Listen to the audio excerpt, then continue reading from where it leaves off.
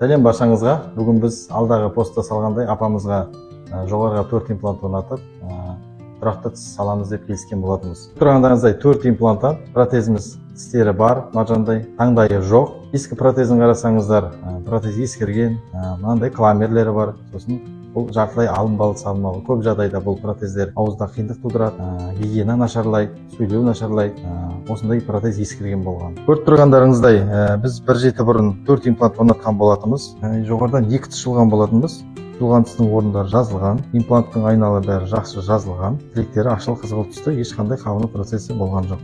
Таңдайы жоқ, алынбайтын адамның өзінің тіс сияқты протез орнататын боламыз.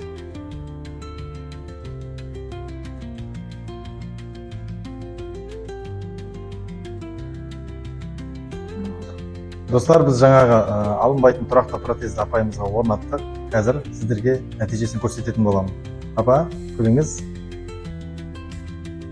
Тістері ақ, өзінің табиғи маржандай ақ тісіндей болып шыққан. Күлкісінің бәрі әдемі. Көріп тұрғандарыңыздай өте жақсы. Ал апа, қараңыз.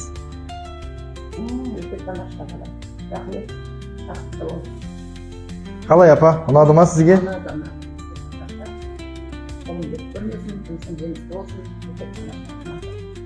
Ешкімеден қорықпаңдар, келе беріңдер, қалдырып алыңдар, кәдімгі өзің тісің сияқты екен, әдемі болады екен. Егер де сіздерге де осындай алынбайтын табиғи өзіңіздің ақ маржандай тіс қалайтын болсаңыз, онда Smile Center клиникасына келіп, тегін консультация алып, осындай конструкция жасауға толық мүмкіндігіңіз бар.